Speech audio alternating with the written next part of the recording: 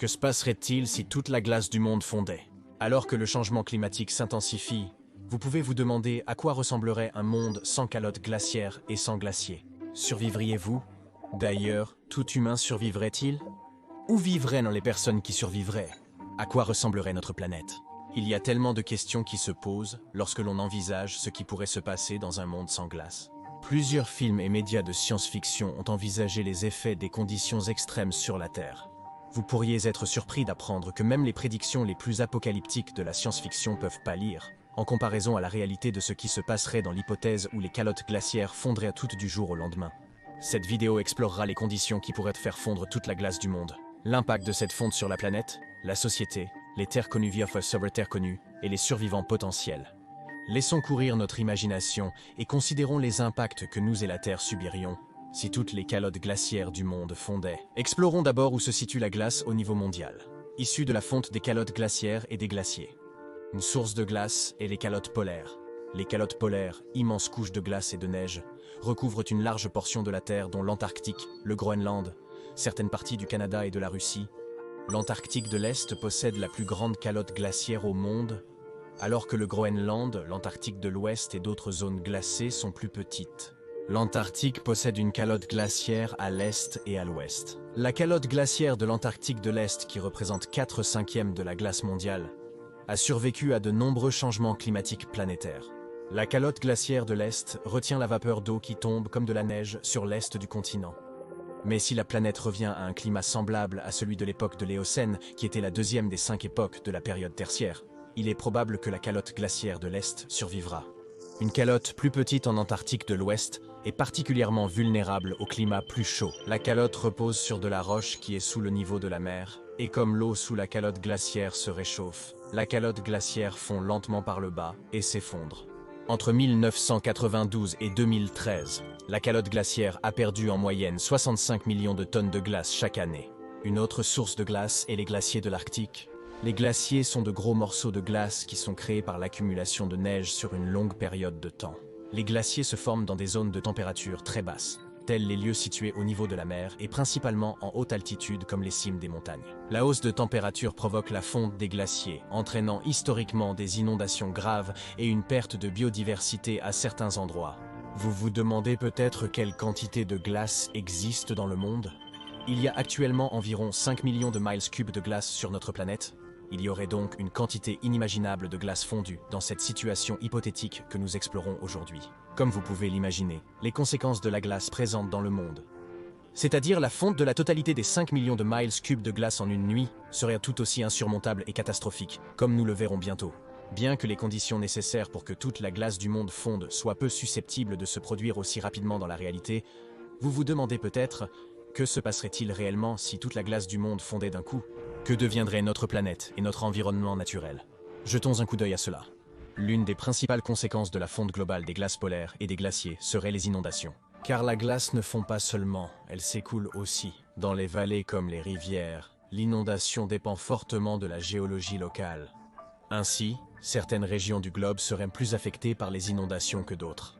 Nous examinerons plus tard dans cette vidéo où se produirait le plus d'inondations. L'augmentation prévue du niveau de la mer dans un monde où les calottes glaciaires et les glaciers seraient tous fondus serait significative. Si toute notre glace fondait soudainement, le niveau de la mer monterait de 216 pieds, affectant grandement le climat côtier. Comme l'Australie où 81% de sa population vit près du littoral. Mais où exactement toute cette eau irait-elle? Si l'Antarctique fondait entièrement, le niveau de la mer augmenterait d'à peu près 58 mètres.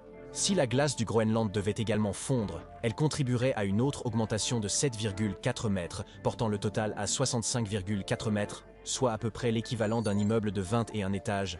Malgré la fonte qui augmenterait la quantité d'eau sur Terre, cela n'implique pas que la Terre serait plus humide partout. En fait, certains endroits pourraient en réalité connaître une sécheresse et une aridité accrue. Cela peut sembler contre-intuitif, mais plus d'eau dans le monde conduirait à moins d'eau dans certaines parties du monde, sans les calottes glaciaires pour réfléchir la lumière solaire. L'augmentation des températures mondiales entraînerait plus de sécheresse, notamment au Sahel et dans la Corne de l'Afrique. Les sécheresses causeraient probablement famine, maladies, conflits et dévastation pour les pays ayant survécu aux inondations initiales.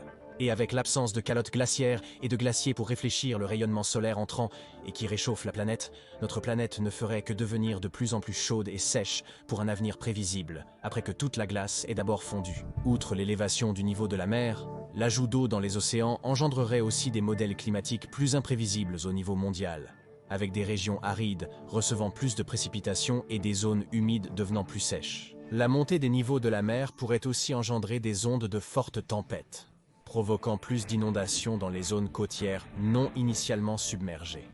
Il peut être difficile d'imaginer la dévastation qui serait causée par la fonte des calottes glaciaires et des glaciers, mais les impacts sont indéniables.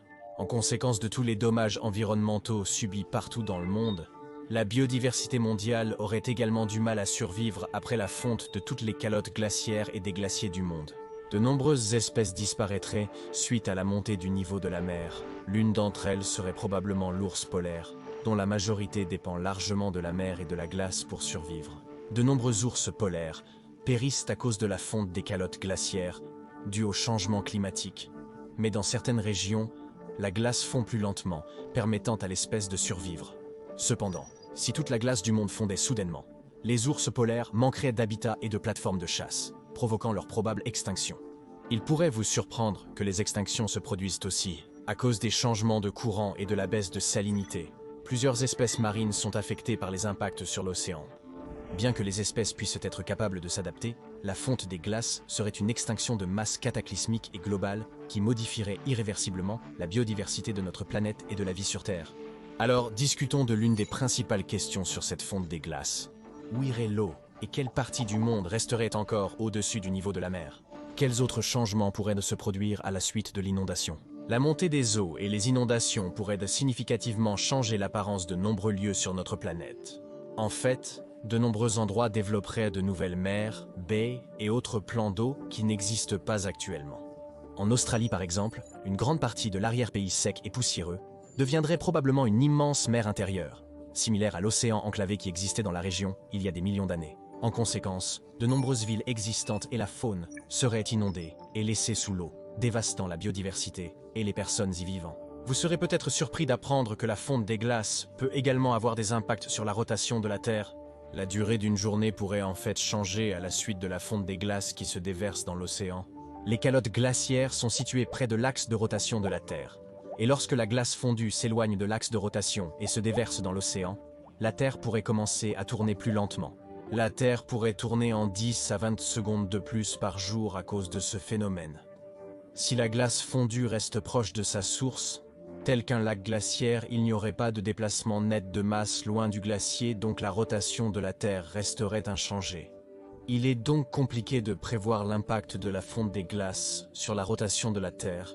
Cependant, nous constatons déjà aujourd'hui qu'il y a des changements dans l'axe de rotation de la Terre depuis les années 1990. Les pôles géographiques nord et sud de notre planète sont le point où l'axe de rotation de la Terre se croise. Mais ces pôles ne sont pas fixes, et ils se déplacent en fonction de la répartition de la masse sur la planète. Historiquement, seuls des éléments naturels comme les courants océaniques et la convection du magma ont influé sur le déplacement de l'axe et la rotation de la Terre, alors que la planète perd des centaines de milliards de tonnes de glace annuellement à cause du changement climatique. Les pôles commencent à se déplacer en réaction à ces impacts anthropogéniques. Les études indiquent que la vitesse moyenne de la dérive polaire de 1985 à 2020 était 17 fois plus rapide qu'entre 1981 à 1995. Depuis 1980, les pôles se sont déplacés de 4 mètres. Ce phénomène peut ne pas sembler si significatif, mais un changement dans la rotation de la Terre démontre à quel point les impacts de la fonte des glaces seraient étendus dans notre hypothèse. Donc, nous connaissons l'impact sur la Terre, mais quel serait l'impact sur nous, les humains? La Terre pourrait être transformée par la fonte massive des glaces se déversant dans l'océan. La fonte massive de glace pourrait transformer notre planète en inondant les continents. Alors, quels endroits sur Terre seraient détruits par la fonte des glaces et lesquels seraient épargnés? Observons comment serait notre monde si toutes les calottes glaciaires et les glaciers fondaient instantanément. La montée des niveaux de la mer pourrait engloutir des villes entières, des États, voire des pays. Beaucoup des plus grandes villes de la Terre deviendraient inhabitables, totalement submergées comme l'Atlantide fictive. Des villes comme San Diego, Seattle, New York, Boston et Miami seraient toutes totalement submergées sous l'eau, tout comme l'ensemble de l'État de la Floride. Non seulement cela, mais de nombreuses grandes villes à travers le monde avec des populations particulièrement denses seraient détruites, y compris Istanbul, Barcelone, Londres, Venise et Copenhague, pour n'en nommer que quelques-unes.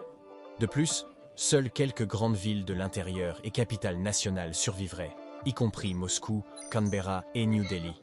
Non seulement les villes et les États seraient submergés sous l'eau, mais des pays entiers seraient également engloutis par l'océan. De petites nations insulaires comme les Maldives, les îles Marshall, Kiribati, Tuvalu et les Bahamas seraient toutes éradiquées par la fonte de toute la glace du monde. Des pays plus grands comme le Bangladesh, qui se trouve particulièrement près du niveau de la mer, deviendraient une partie de la baie du Bengale, et les moulins à vent des Pays-Bas se retrouveraient sur le fond de l'océan. La péninsule du Jutland au Danemark deviendrait une île, bien que la majeure partie du reste du pays disparaîtrait. Les endroits qui ne succombent pas à l'inondation initiale et au niveau de la mer seront beaucoup mieux lotis. Mais une préoccupation majeure pour ces pays qui survivent reste l'accès à l'eau. Ironiquement, même si toute la glace du monde deviendra de l'eau, son ruissellement dans l'océan et l'inondation subséquente de nombreux continents et îles contamineront en réalité les eaux souterraines. La hausse du niveau de la mer entraînera inévitablement l'infiltration de l'eau salée de la mer dans de nombreuses réserves d'eau souterraines situées à l'intérieur des terres. Les puits peuvent être contaminés, l'irrigation deviendra impossible, et les gens manqueront d'accès à la nourriture et à l'eau. Ceci menacerait davantage les moyens de subsistance de millions de survivants à la fonte initiale de la glace. Même ceux qui vivent loin à l'intérieur des terres pourraient être touchés par l'eau salée, ce qui signifie que notre approvisionnement en eau douce pour la boisson et l'eau pour l'agriculture et l'irrigation serait contaminé par le sel, la rendant inutilisable. Les coûts de la désalinisation de l'eau seraient exorbitants, surtout si l'on considère l'énergie et les ressources nécessaires à le faire. Il est clair que de nombreuses communautés seraient fortement touchées par le manque d'accès à l'eau potable propre en raison de la fonte soudaine de toute la glace sur la planète. Outre la salinisation des eaux souterraines, la fonte des glaces libérerait aussi des produits chimiques toxiques dans notre eau et nos communautés. Des produits chimiques tels que le DDT sont stockés dans les calottes glaciaires et certains glaciers montagneux de l'Himalaya. Le DDT est aussi appelé dichlorodiphényltrichloroéthane. Popularisé par le livre de Rachel Carlson, Printemps silencieux, en 1962, ces produits chimiques dangereux et radioactifs dans la glace pourraient être libérés dans les rivières et l'eau potable et causer de graves problèmes de santé. Vous vous interrogez sûrement sur comment des produits chimiques et des matières radioactives ont atterri dans ces immenses volumes de glace. Au fil des ans, il y a eu de nombreux cas où des bases militaires et d'autres institutions ont éliminé des produits chimiques toxiques dans des endroits non peuplés de l'Arctique. Par exemple, durant la guerre froide, la base militaire Camp Century, située au nord du Groenland, a déversé de nombreux produits chimiques toxiques et des matières radioactives dans l'Arctique, puis la base militaire a été abandonnée. À mesure que la glace fond, les produits chimiques et les déchets seraient exposés et causeraient des ravages dans les communautés qu'ils atteignent, créant potentiellement de graves problèmes de santé pour de nombreux endroits exposés à de telles inondations. Tout cela indique de graves menaces pour la santé et la sécurité qui surgiraient suite à la fonte des glaces et dans le monde entier. Il peut sembler que toute la Terre deviendrait moins habitable. Cela pourrait ne pas être le cas cependant. Malgré la perte de terres habitables due à la fonte des glaciers, la montée du niveau de la mer ne sera pas identique dans l'Arctique. La hausse du niveau de la mer diffère en Arctique. Le continent pourrait émerger de sa couverture glacée et deviendrait un archipel. Malgré son aridité, le terrain pourrait devenir plus habitable pour les humains comparé à son environnement actuel extrêmement rude. Des modifications d'habitabilité pourraient aussi affecter la disponibilité alimentaire mondiale. Des régions comme la Chine pourraient devenir plus sèches et moins fertiles, subissant sécheresse et famine, tandis que des zones devenant plus vivables, comme l'est de la Russie, pourraient devenir propices à l'agriculture. L'impact du changement climatique sur la production et la disponibilité alimentaire va probablement modifier nos schémas commerciaux agricoles mondiaux. Comment cela apparaîtrait-il sur la carte? Quel type de lieux pourrait survivre à la fonte de toute la glace du monde? Comme nous l'avons appris plus tôt, des lieux actuellement habitables comme l'Antarctique pourraient devenir plus habitables à la suite de la fonte des glaces et de l'augmentation des températures mondiales. En Amérique du Nord, toute la côte atlantique disparaîtrait, ainsi que la Floride et la côte du Golfe. Dans cette hypothétique fonte massive de la glace, des changements à grande échelle dans le climat, la météo et les précipitations peuvent également rendre infertiles des terres autrefois fertiles. Cela pourrait causer une famine généralisée, des ruines et des guerres subséquentes. En Californie, les collines de San Francisco se transformeraient en îles, et la vallée centrale deviendrait une baie. Les îles intérieures et les États à haute altitude, comme Denver, Colorado, pourraient probablement survivre, étant donné l'immensité de l'Amérique du Nord, avec d'importantes quantités de terre loin des zones côtières, qui seraient les plus touchées par la montée des niveaux de la mer et les inondations. Certaines régions nord-américaines pourraient être moins impactées par la fonte soudaine. Mais comment le reste du monde réagirait-il face à cette catastrophe mondiale?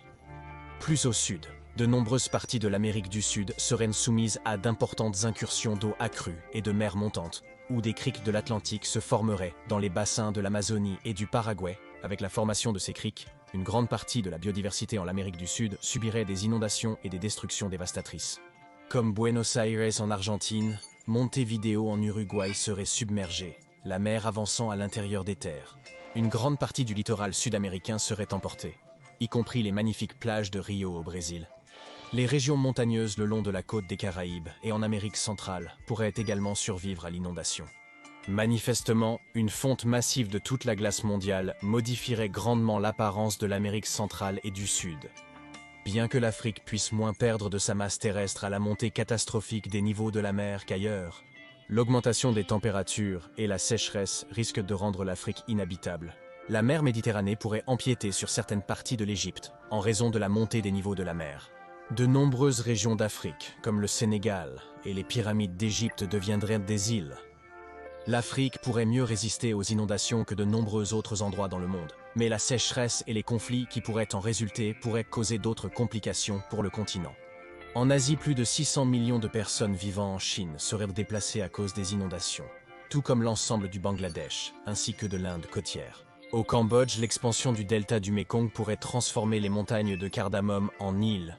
Il est clair que l'Asie risque de subir de graves inondations, car de nombreux pays asiatiques ont de larges côtes ou sont des nations insulaires. Plus loin en Europe, la mer Adriatique et la mer Méditerranée auront toutes deux empiété sur de nombreuses îles et pays côtiers, y compris le Royaume-Uni, l'Italie, les Pays-Bas, le Danemark et d'autres pays européens. Avec ce changement drastique, cela perturberait sans aucun doute l'ordre mondial. Voyons ce qui pourrait arriver. Les impacts sociaux et politiques de la fonte des glaces à l'échelle mondiale seraient astronomiques. Avec tant de réfugiés, la colonisation de terres habitables et un chaos mondial accru.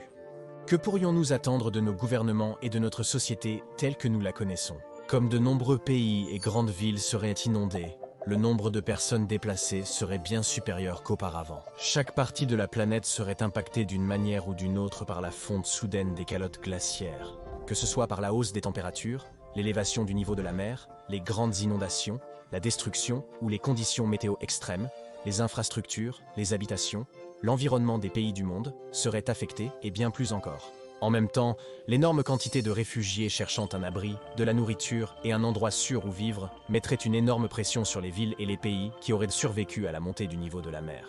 Ces pays pourraient affronter les effets du réchauffement climatique. L'incapacité potentielle de ces villes à accueillir plus de réfugiés en raison de tensions pourrait entraîner l'anarchie, des bouleversements et la modification totale des frontières, des identités nationales et de la géographie mondiale. Le fait que certains endroits auparavant inhabitables comme l'Antarctique dans le monde deviendraient habitables à la suite de la fonte des glaces indique que des conflits pour le contrôle des terres habitables pourraient émerger. La région pourrait être colonisée. Les gens chercheraient à déménager en Antarctique pour forer et exploiter des ressources nouvellement accessibles. Les gens ne seraient pas les seuls à s'implanter en Antarctique suite à la fonte de toute la glace du monde, y compris les calottes glaciaires de l'Antarctique.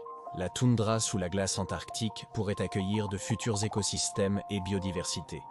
Actuellement, la biodiversité de l'Antarctique se limite à son océan austral riche en plancton et à ses petites zones de terre côtières sans glace. Le continent aujourd'hui peut ne pas être aussi stérile que vous pourriez l'imaginer, avec environ 110 espèces indigènes de mousses et 2 plantes à fleurs, la canche antarctique et la sagine antarctique.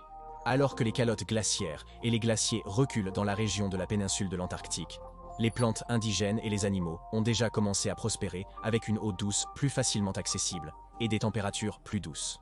Malgré des conditions extrêmes compliquant leur survie, les populations ont commencé à augmenter et à occuper plus de terres à des rythmes accélérés. L'environnement tropical limite en grande partie l'Antarctique. Avec la hausse des températures, le territoire risque d'être envahi par des espèces non indigènes, car certaines espèces locales préfèrent le froid. Parce que les espèces polaires indigènes sont particulièrement adaptées à la survie dans les climats froids, elles manquent de nombreux autres traits évolutifs avantageux que peuvent avoir les espèces non indigènes, ce qui pourrait introduire un environnement naturel compétitif menaçant la biodiversité existante de l'Antarctique. Actuellement, ce changement est progressif. Un jour, l'Antarctique pourrait ne plus ressembler à l'environnement froid, rude et enneigé que nous connaissons aujourd'hui. Imaginez maintenant que tout cela se passe plus rapidement, La colonisation rapide et néfaste d'espèces envahissantes en Antarctique pourrait radicalement changer la vie au pôle Sud, et sachant que les humains se disputent les terres et les ressources, les résultats pourraient être désastreux. Comme vous pouvez l'imaginer, la fonte de toute la glace du monde pourrait probablement causer un chaos mondial.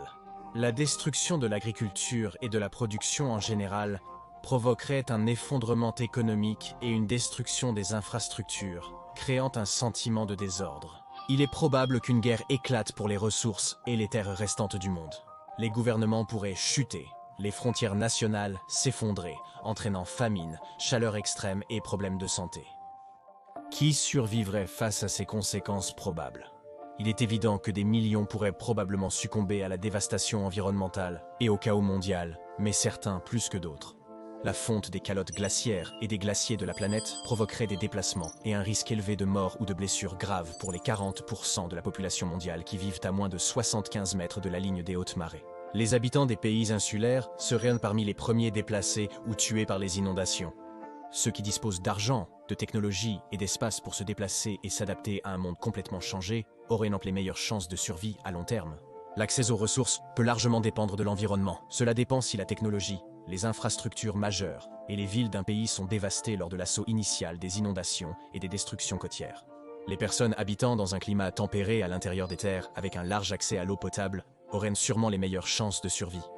Le Groenland et l'Antarctique pourraient tous deux être des refuges, mais leur capacité à accueillir des millions de réfugiés serait limitée. Une partie significative du Groenland est sous le niveau de la mer, mais sa chaîne montagneuse pourrait contrer l'élévation du niveau marin. Certaines personnes pourraient habiter en Antarctique, mais la géologie du continent ressemble à celle des montagnes des Andes, ce qui n'est pas nécessairement propice à l'hébergement de millions de personnes. Nous savons que la plupart des personnes sur la planète seraient sévèrement impactées par la fonte de toute la glace présente sur Terre. Mais qu'en est-il des dommages causés par la fonte de toutes les calottes glaciaires et glaciers du monde? Combien cela coûterait-il? Une estimation suggère que le coût associé à la destruction causée par l'élévation du niveau de la mer serait de 1 trillion de dollars par mètre d'élévation du niveau de la mer. L'élévation du niveau de la mer due à la fonte de toute la glace du monde coûterait environ 65 trillions de dollars. Cela serait sans compter les vies humaines, les infrastructures et les ressources détruites, ou encore la perturbation économique qui se produirait dans le monde entier. Il est clairement difficile de quantifier les coûts d'une telle fonte de glace du jour au lendemain avec des impacts si vastes et répandus qui se feraient ressentir dans le monde entier. Vous vous demandez peut-être, que faudrait-il pour que toute la Terre perde sa glace? Il n'est pas inhabituel que la glace de l'Arctique fonde et se détache des glaciers. On appelle ce phénomène vélage. Cependant, pour que cela se produise tout d'un coup, les conditions mondiales devraient être assez extrêmes.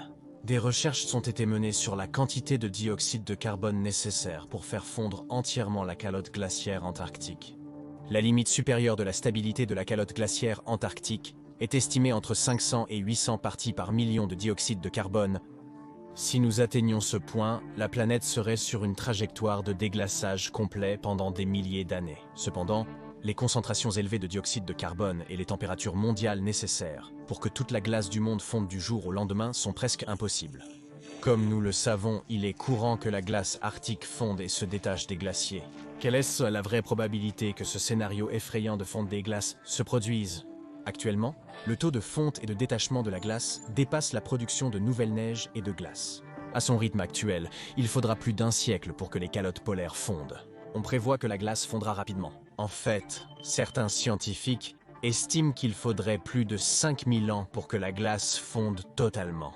Y a-t-il une chance que toute la glace du monde fonde en peu de temps? Nous savons que le point auquel la calotte glaciaire antarctique atteindrait son seuil se situe entre 500 et 800 parties par million de dioxyde de carbone. Mais à quel point sommes-nous proches de cela? Actuellement, le niveau de dioxyde de carbone dans l'atmosphère de la Terre est d'environ 415 parties par million. Chaque année, la moyenne planétaire des niveaux de dioxyde de carbone augmente à un taux de 2 à 3 parties par million chaque année. Nos niveaux de CO2 peuvent sembler alarmants, proches de ce seuil de 500 parties par million, mais même ainsi, vous n'avez probablement pas à vous inquiéter du cauchemar hypothétique de la fonte de toute la glace mondiale en une nuit. Bien qu'il est possible que nous pourrions atteindre 500 parties par million au siècle prochain, les années 2100, si les émissions de combustibles fossiles continuent, il faudrait cependant probablement des milliers d'années pour que toute la glace du monde fonde complètement, nous laissant du temps pour nous adapter à une planète changeante. Mais notre hypothèse ne concerne pas ce qui se passerait si la glace du monde fondait sur des milliers d'années. Nous explorons ce qui se passerait si la glace fondait du jour au lendemain, ce qui est très peu probable selon les données. Il est fort probable que les 5 millions de miles cubes de glace fondent rapidement. Mais cette hypothèse amusante de se demander ce qui pourrait arriver si toute la glace du monde fondait peut être une indication des types de dommages qui pourraient résulter de l'accélération du changement climatique. Beaucoup de calottes glaciaires et glaciers fondent à mesure que nos températures mondiales et nos niveaux de dioxyde de carbone augmentent. Bien que les conséquences ne soient pas immédiates pour tous, nombreuses sont les personnes déjà déplacées ou touchées par l'augmentation des inondations, la montée du niveau de la mer, la sécheresse, les tempêtes tropicales et autres conséquences du changement climatique. Les préjudices décrits dans cette hypothèse peuvent être une réalité pour de nombreuses personnes dans le monde, même si le calendrier ou l'ampleur peuvent être moins drastiques. Déplacements, morts, sécheresse, montée du niveau de la mer et même des pays entiers sous l'eau, ainsi que la fonte des glaciers et des calottes glaciaires, sont toutes de tristes réalités de notre monde d'aujourd'hui. Il y a quand même des raisons d'espérer.